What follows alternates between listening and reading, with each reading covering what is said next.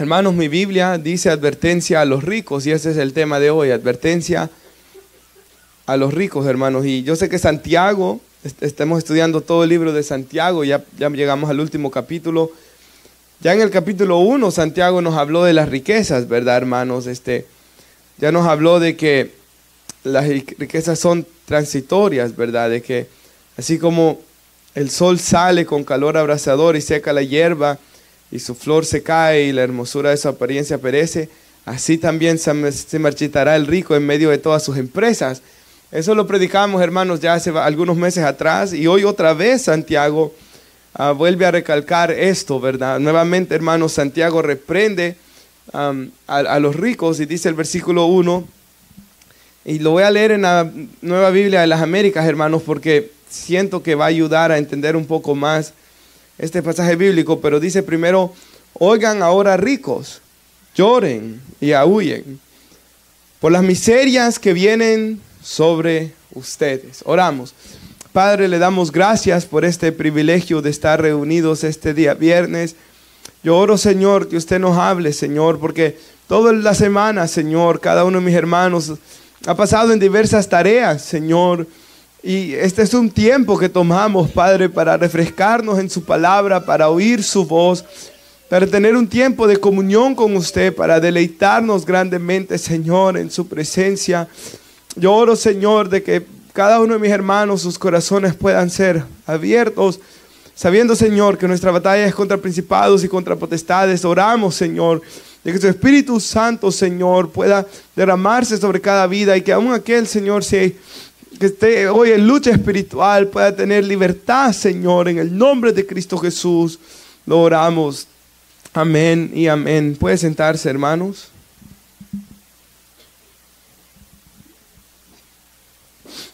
Ahora, hermanos, el versículo 1 le dice Santiago a los ricos que lloren, que aúllen por las miserias que vienen sobre ellos. Y luego en el versículo 7, si usted lo tiene ahí, dice: por tanto, hermanos, sean pacientes hasta la venida del Señor. Entonces, hermanos, el Señor viene pronto, ¿verdad? Eso es lo que está diciendo aquí Santiago. Y Santiago le está recordando a los hermanos en Cristo de que el Señor Jesús viene pronto para, hermanos, dar su merecido a los ricos que han hecho todo este tipo de maldades, como vamos a leer en este pasaje bíblico. Y es en ese contexto, hermanos, como decía el pasaje bíblico que leíamos el martes: mía es la venganza, yo pagaré, dijo el Señor, ¿verdad? De que el Espíritu Santo les está recordando a estos hermanos en Cristo. No dudo que más de alguno esté siendo explotado por algún rico, de que el Señor viene, y el Señor viene a traer juicio sobre ellos. Y también les recuerda a los ricos, ¿verdad?, de que un día van a estar delante de Dios dando cuentas por sus pecados. Si usted va al versículo 2 y el versículo 3, casi todo el tiempo lo vamos a pasar en estos dos versículos.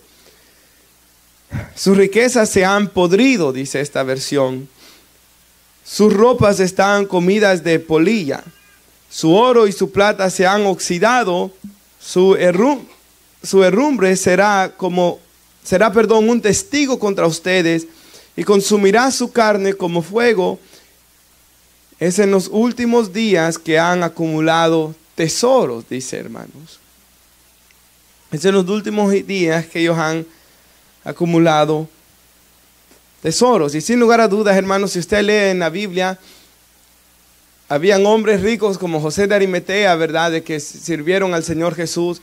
Y el problema, hermanos, no estaba tanto en que ellos fueran ricos, sino que el problema estaba en que amaban al dinero, ¿verdad? El problema aquí, hermanos, es, como vamos a ver, de que el amor al dinero de ellos los llevó a todo tipo de maldad, a estafar a sus trabajadores y a hacer estas cosas en un desenfreno moral, como dice aquí este pasaje bíblico. Entonces, hermanos, el Señor no tanto es que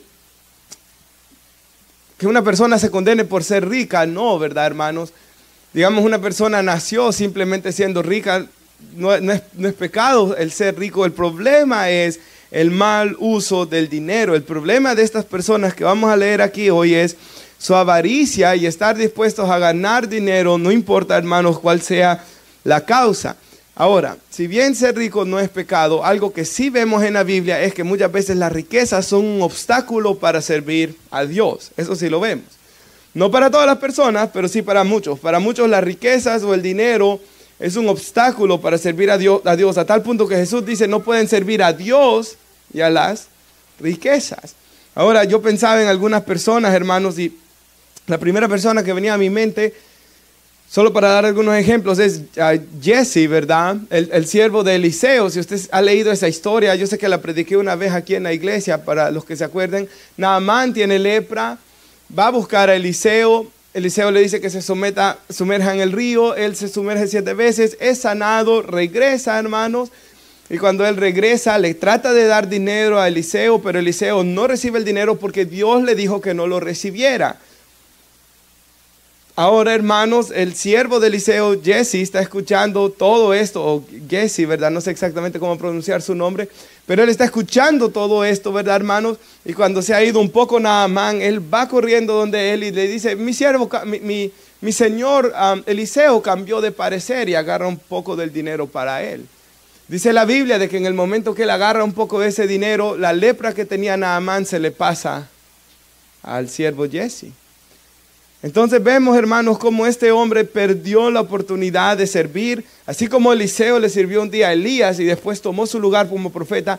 Este hombre servía a Eliseo y posiblemente, hermanos, podía haber tomado el lugar como siervo de Dios en Israel, pero su avaricia, hermanos, no solo lo detuvo de eso, sino que su avaricia lo dejó leproso.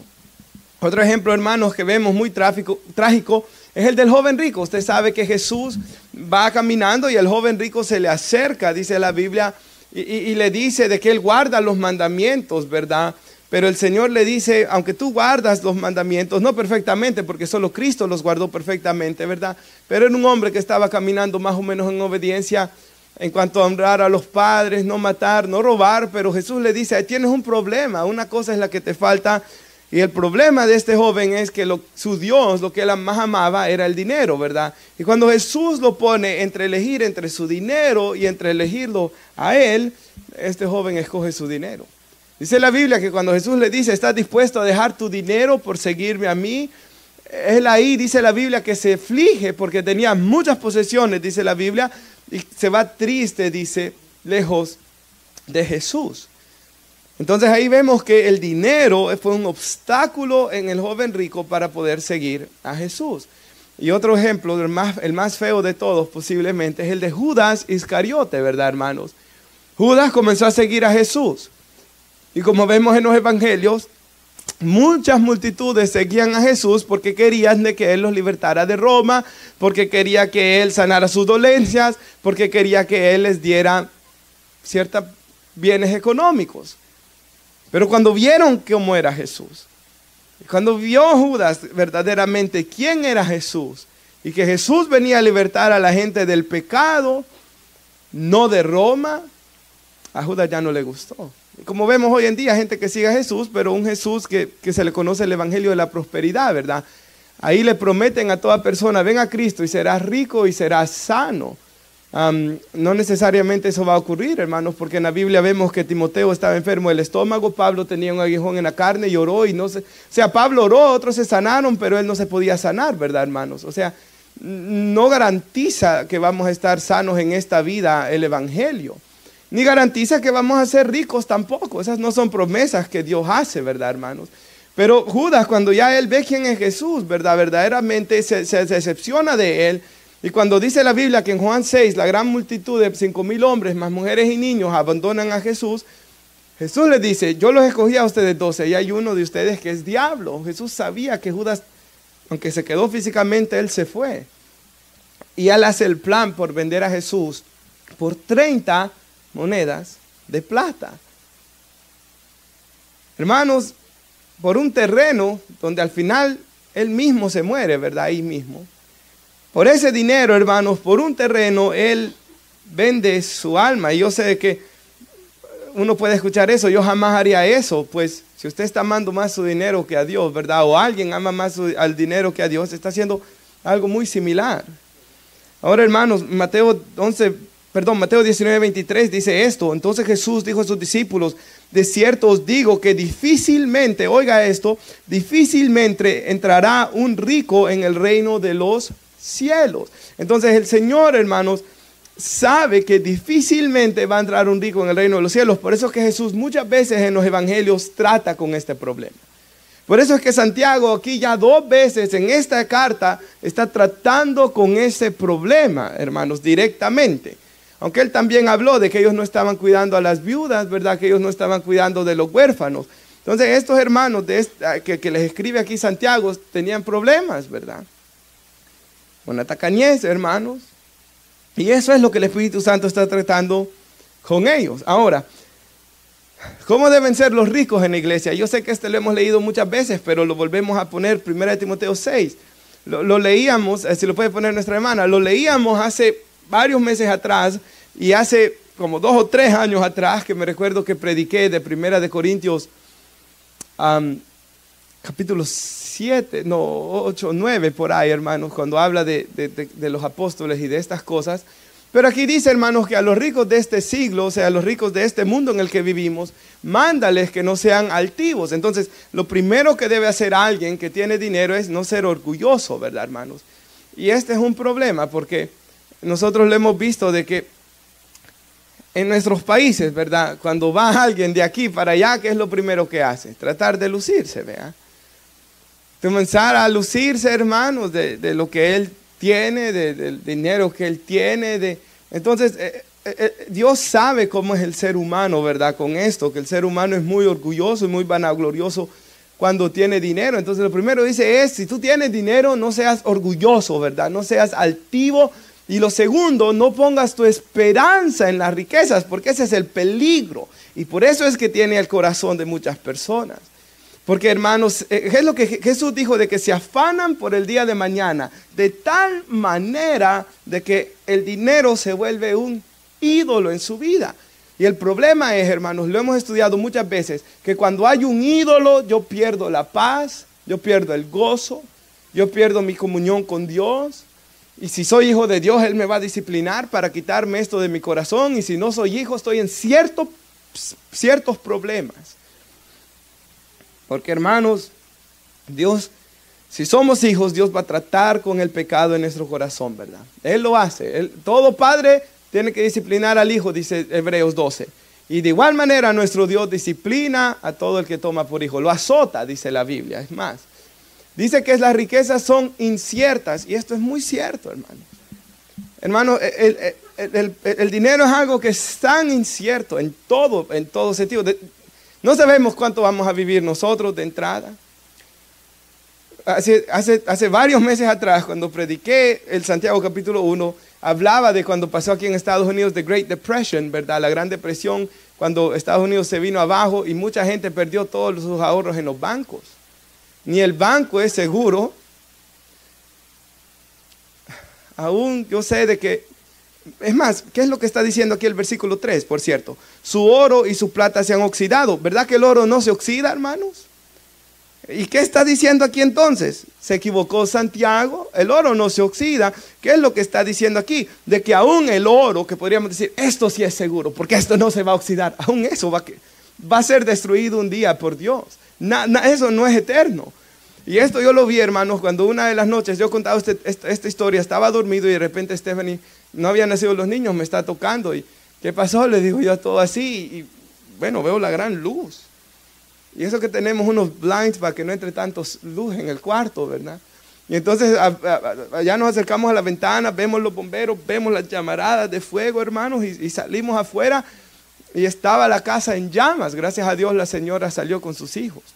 Una señora con 3 niños viviendo ahí sola. Entonces, hermanos, aún usted podrá decir, es que yo estoy invirtiendo en mi casa, aún esa casa es incierta, hermanos, porque se puede quemar, ¿verdad? Y uno pierde sus posesiones o no sé, hermanos, partimos de aquí y esa casa se va a quedar aquí, o Cristo viene, ¿verdad, hermanos? Y eventualmente la tierra va a ser destruida. Entonces, nuestra esperanza no puede estar en esto, sino debe estar en el Dios vivo. Jesús dijo, confíen en el que cuida de los pájaros. Y uno de ellos no cae al cielo si no es por su voluntad. Confíen en el que tiene los cabellos de su cabeza contados. Confíen en el que dio a su hijo para morir en la cruz por nosotros. Confíen en él, ¿verdad? Y cuando yo, hermanos, quito mi confianza del dinero y la impongo en Dios, descanso, encuentro paz. Se me quita esa ansiedad, porque el que es avaricioso se le siente, ¿verdad, hermanos? Esa ansiedad, hermanos, esa aflicción por el dinero. Y se siente feo uno, no digamos ellos que están atados en esta cosa, ¿verdad, hermanos? Ahora sigue diciendo que nuestra confianza está en Dios, que nos da todas las cosas en abundancia para que las disfrutemos. Piensen eso, joven. Dios, bueno, en Eclesiastés habla que hay algunos hombres que Dios les deja hacer dinero y no disfrutarlo, pero aquí dice que los que tienen, y quizás vaya, nosotros no tengamos, no seamos ricos, ¿verdad? Pero aún así podemos disfrutar todo lo que Dios nos da. Cuando uno anda en el Espíritu, hermanos, siente el carro más bonito, ¿verdad? Cuando uno anda en el Espíritu, hermanos, bueno, hasta la esposa se ve más bonita.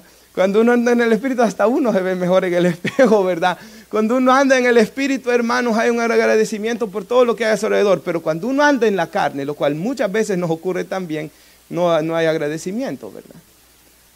Cuando andamos en la carne, hermanos, vemos un carro más bonito que el de nosotros. Y no digamos si hay avaricia en el corazón, no se puede disfrutar nada entonces. Mire lo que sigue diciendo, los ricos deben hacer el bien, deben ser ricos en buenas obras, deben ser dadivosos y deben ser generosos. Y la Biblia está llena de proverbios, que no los traigo hoy, que exhortan a cómo Dios bendice al que es generoso.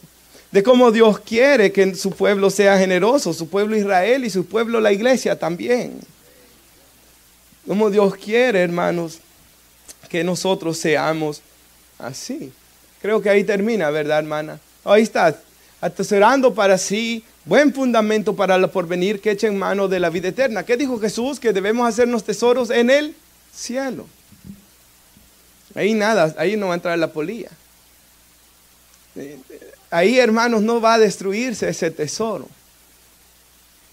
Ahí, hermanos, eso va a ser eterno. Mire lo que dice ahí, ¿verdad? El versículo 3, sí, de Santiago 5. Su oro y su plata se han oxidado, su herrumbre será un testigo contra ustedes.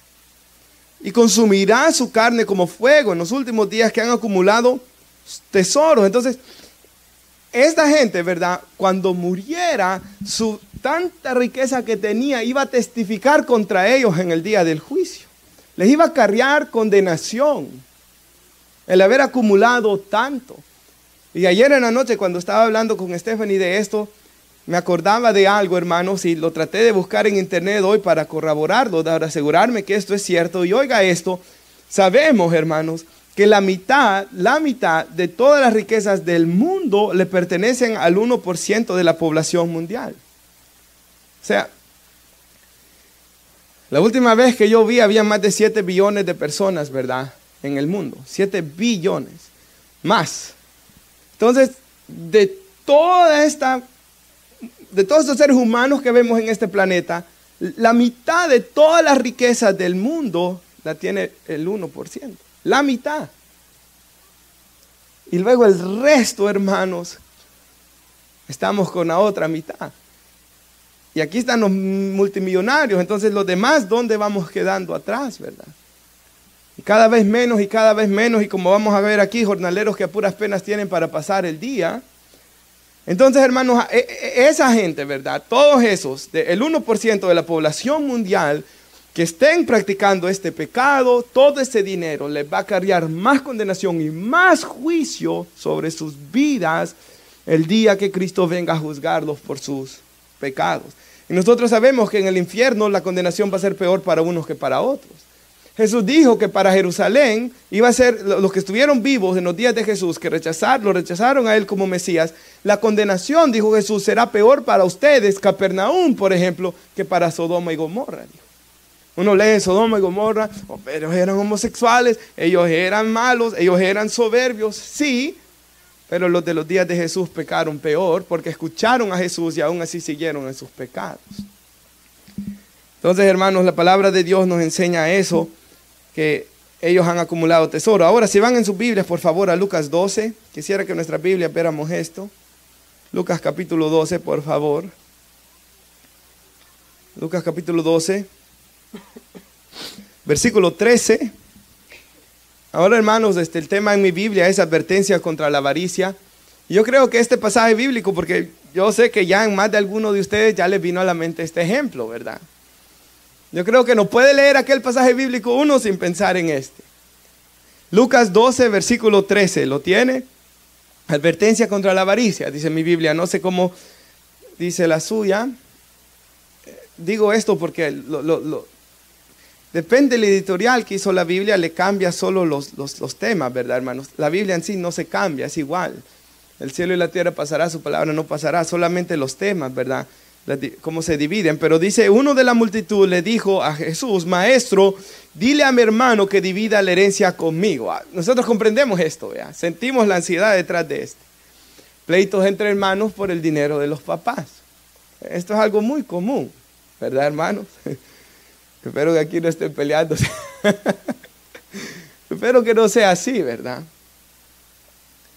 Pero hermanos, aquí están enojados, ¿verdad? Y Jesús le dice: hombre, ¿quién me ha puesto por juez o árbitro sobre ustedes? Y esto es cierto, hermanos. Si bien la Biblia enseña que Jesús vendrá a juzgar y que delante de Él toda rodilla se va a doblar y que el cielo y la tierra va a huir delante de Él cuando Él venga a juzgar, en su primera venida Jesús no venía a juzgar estas cosas.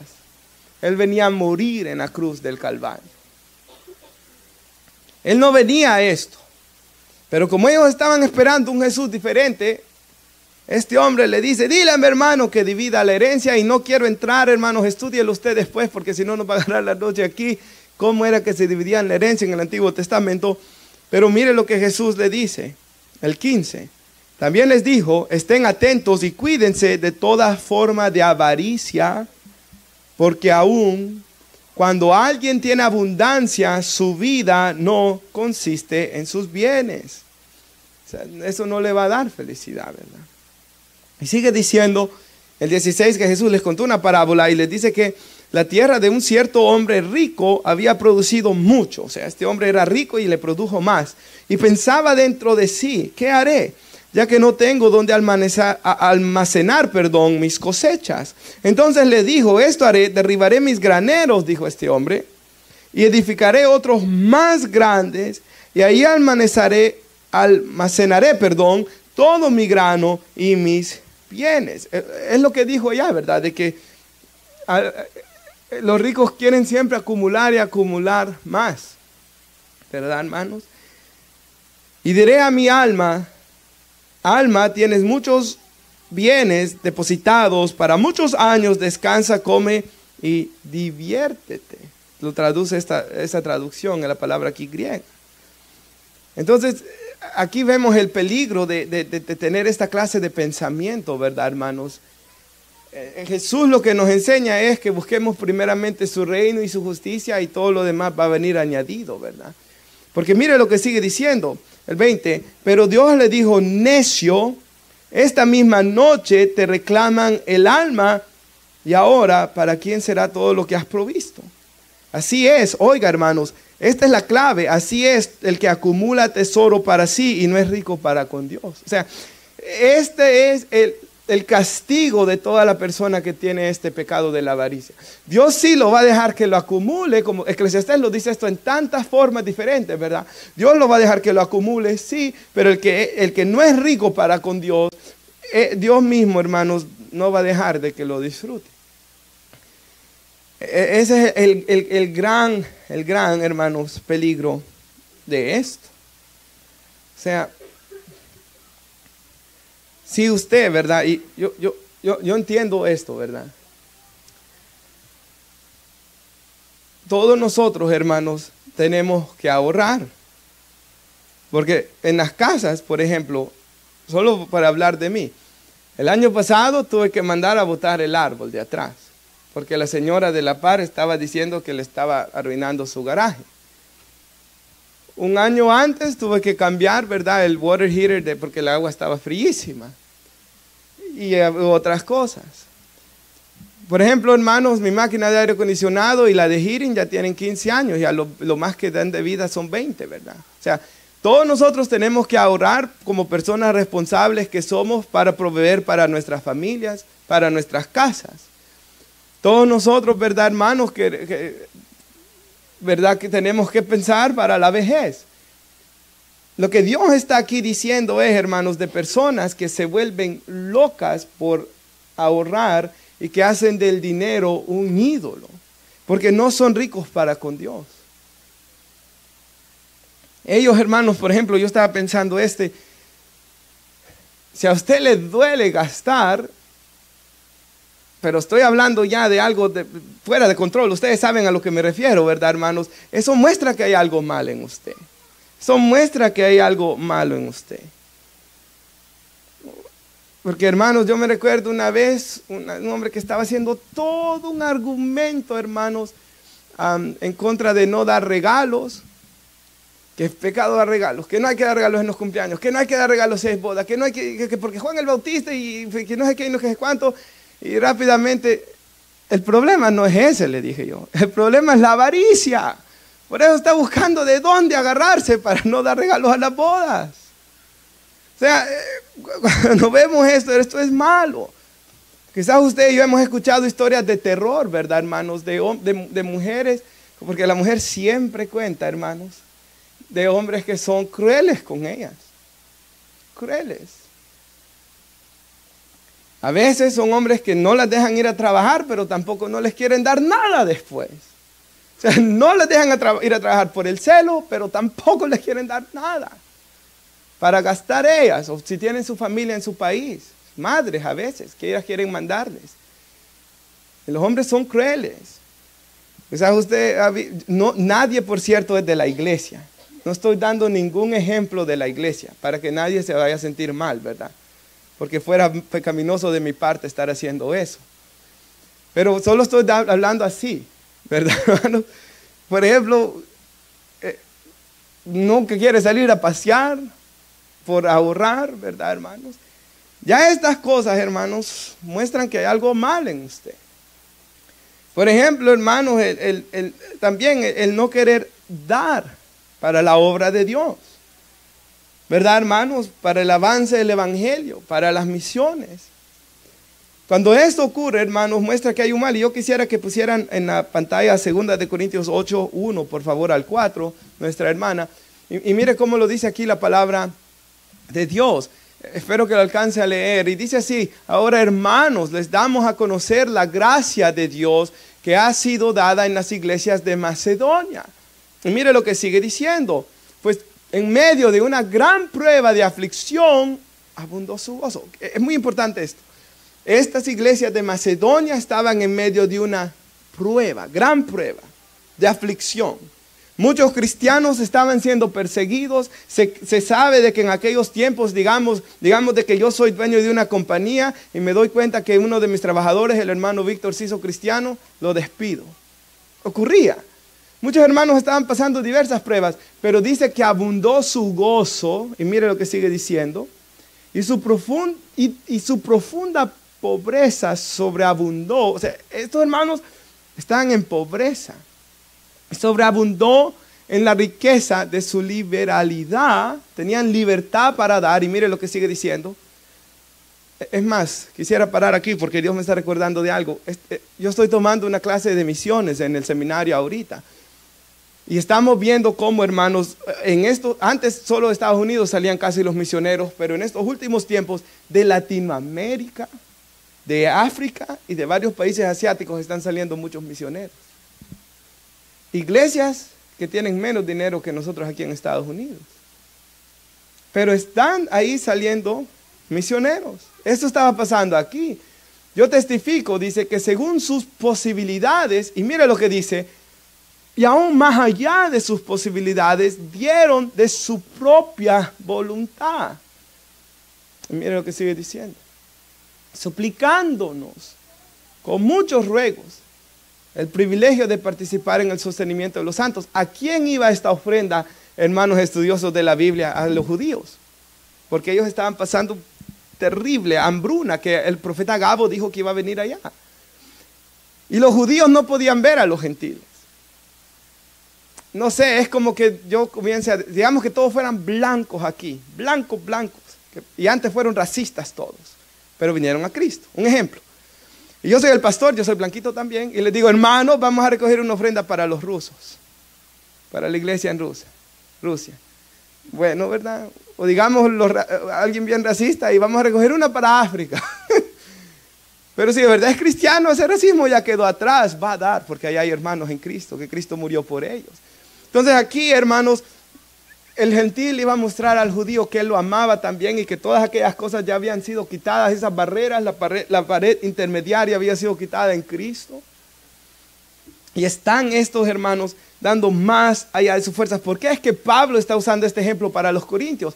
Si usted ha leído las epístolas de los corintios, ellos de todo renegaban. Murmuraron tanto de Pablo, acusándolo de tantas cosas, hermanos, de que Pablo dice en 2 Corintios capítulo 11 y 12, comienza a gloriarse, dice él, comienza a decirles todo lo que él ha hecho por Cristo para demostrarles, ¿verdad, hermanos? Yo hice esto, yo he pasado esto, yo he hecho aquello, dice Pablo, para que lo dejaran de acusar tanto a él. Entonces los corintios, hermanos, eran murmuradores, ¿verdad? Los corintios, hermanos, eran una iglesia así, de murmuración. Y entonces Pablo le dice, miren lo que han hecho ellos. Ellos que no tienen como ustedes, les dice Pablo, pero miren todo lo que ellos han hecho. Y aquí vemos, ¿verdad? El que tiene el problema de la tacañez con el que no tiene el problema de la tacañez. Ahora, si puede poner nuestra hermana 2 Corintios 8, 9. Mira aquí lo que dice ahí la palabra de Dios, porque conocen la gracia de nuestro Señor Jesucristo. O sea, Pablo les dice, ok, les puse el ejemplo de Macedonia, pero ahora les pondré otro ejemplo, la gracia del Señor. Que siendo rico, hablando de Jesús en su gloria, dice ahí que por amor, sin embargo, por amor de ustedes, Él se hizo pobre, para que por medio de su pobreza, ustedes llegaran a ser ricos. Entonces Pablo les recuerda todo lo que Jesús ha hecho, que debe ser la motivación para cada uno de nosotros a dar. Regresemos a nuestro Santiago, capítulo 5, versículo 4. Entonces, hermanos, si nosotros estamos teniendo, hablamos aquí de los ricos, ¿verdad? Y de la acumulación de riquezas, pero nosotros como cristianos, hermanos, no tenemos que estar en afán y ansiedad por el dinero. No debemos ser ávaros por el dinero. No debemos de confiar en el dinero, sino que nuestra confianza debe estar en Dios, en amar a Dios, en ser generosos. Y si lo somos, Dios va a suplir todas nuestras necesidades conforme a sus riquezas en gloria en Cristo Jesús, Señor nuestro. Como le dijo a los de Macedonia, a los de Filipo, Pablo, porque le habían mandado una ofrenda cuando estaba en la cárcel. El Señor, hermanos, promete bendecir al generoso. El Señor promete, y esto usted lo sabrá, yo espero que lo sepa, yo lo sé que es cierto, hermanos. Uno disfruta grandemente de lo que tiene cuando está bien con el Señor, ¿verdad? Pero cuando uno está mal, no. Ahora, hermanos, mire el versículo 4. Miren, recuerde que esta es la Nueva Biblia de las Américas que yo traigo hoy, pero me ayudó un poco mejor a entender esto, por eso para que ustedes lo escuchen así. Miren el jornal de los obreros que han cegado sus campos y que ha sido retenido por ustedes. Eso clama contra ustedes. El clamor de los segadores ha llegado a los oídos del Señor de los ejércitos. Siempre, hermanos, de que estamos maltratando a alguien, ese maltrato, el clamor del que está siendo maltratado va a llegar a Dios. Regresando a los ejemplos, ¿verdad? Esos hombres que son crueles con sus esposas, y quizás usted y yo ya lo hemos visto cómo Dios trata con ellos, para que reconozcan. A veces hay mujeres que son malas con el hombre también, ¿verdad, hermanos? Que ellas son las malvadas, y Dios tratará con ellas también, ¿verdad, hermano? Yo siempre le doy dura al hombre, pero es que a veces es al revés, hermanos. Hay hombres sufridos. Hay hombres sufridos.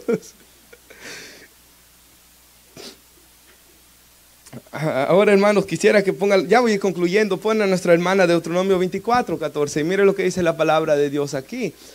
Dios le dijo a Israel esto: no oprimas al jornalero pobre y al menesteroso. Otra traducción habla del desamparado. ya sea de tus hermanos, o sea judío o de los extranjeros, porque Dios sabía que había, el local se quiere aprovechar del extranjero, ¿verdad? Que habitan en tu tierra, dentro de tus ciudades. ¿Qué sigue diciendo? En su día le dará su jornal, ¿verdad? Si usted trabaja la quincena, si usted trabaja la semana o tal vez al día, le deben dar su cheque al tiempo, ¿verdad? Y no se pondrá el sol sin dárselo, pues es pobre. Y con él sustenta su vida. ¿Y qué sigue diciendo? Lo mismo, para que no clame contra ti. Para que no clame contra ti a Jehová y sea en ti pecado.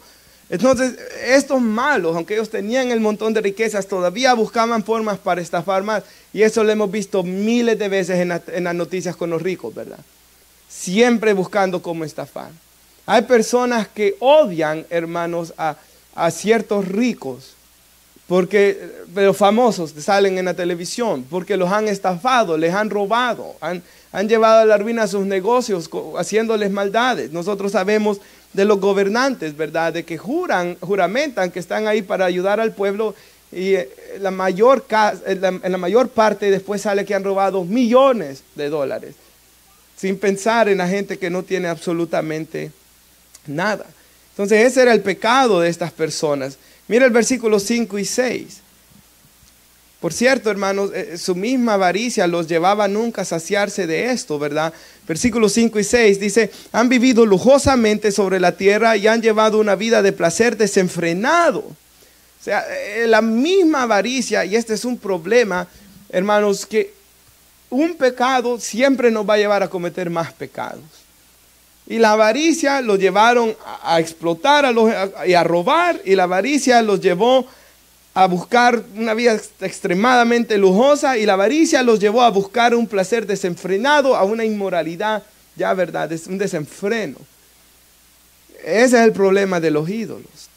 Han engordado, dice, sus corazones en el día de la matanza, y el versículo 6 dice, han condenado y dado muerte al justo, y él no les hace resistencia. ¿Y cómo? Si no tiene dinero. Habían llegado, hermanos, tan lejos hasta... ¿Usted se acuerda de Acab? Acaba de venir a mi mente esto. Acab, cuando quería la viña de Nabob, ¿qué es lo que él hizo? Bueno, primero comenzó a llorar, ¿verdad? Y Jezabel, que era la mujer que tenía el control sobre su vida, le dice, ¿por qué llora el rey de Israel? No, porque quería la viña de Nabob y no me la quiso dar. Ah, bueno, vamos a hacer el plan para matarlo. Dijo ella, en otras palabras, no lo dijo así, ¿verdad, hermanos? Hicieron el plan y lo mataron para agarrarle su tierra. O sea, estas cosas ocurren, ¿verdad, hermanos? Yo he escuchado historias en mi país de matanzas de hermanos a veces para agarrar heredades, ¿verdad? Matanzas de padres. Hemos escuchado de los reyes de la antigüedad que hasta mataban a sus hijos cuando ya se hacían grandes por miedo que les iban a quitar el reino. O sea, esto es un pecado, hermanos, que agarra el corazón y agarra el alma. Y Dios quiere, hermanos, que su iglesia sea libre de eso. Y Dios quiere que su iglesia viva como lo que nos ha dicho, que nos humillemos bajo su poderosa mano y Él nos va a exaltar. Dios quiere ver una iglesia levantada. Dios quiere ver una iglesia en gozo. Y esto solo lo lograremos así, hermanos, dejando de ir esto. Por tanto, quisiera concluir con dos pasajes. Eclesiastés 5:10, que no hace mucho lo leía el hermano Víctor en aquella lectura bíblica. Y dice así, el que ama el dinero no se saciará del dinero. Este es un engaño. El ídolo y el pecado nunca sacia. Y el que ama la abundancia no se saciará de ganancias. O sea, esto nunca se le va a dar un fin. Y por último, 2 Corintios 9, 6 al 11, si lo puede poner nuestra hermana. Mire lo que dice aquí. Pero esto digo, dice Pablo. Lo mismo que leíamos de 2 Corintios 8 y el 9 es una gran predicación sobre esto de Pablo. Y dice que el que siembra escasamente, ahí hablando en el Señor, escasamente también segará. Y mire lo que sigue diciendo. Y el que siembra abundantemente, abundantemente también segará. Y mire lo que sigue diciendo la Biblia, que cada uno dé como propuso en su corazón. Y esto es algo muy importante, ¿verdad, hermanos? Porque lo que uno propone en el corazón muestra quién uno es. Jesús dijo, donde esté tu tesoro, ahí estará tu corazón también. No de mala gana, dice, ni por obligación. Esto es muy importante, ¿verdad, hermanos? Por eso quizás uno a los niños sí les puede poner algo por obligación, pero en la iglesia no se puede obligar a nadie a hacer absolutamente nada. Porque Dios ama ¿a quién? Al que da con alegría, al dador alegre. Y mire lo que sigue diciendo.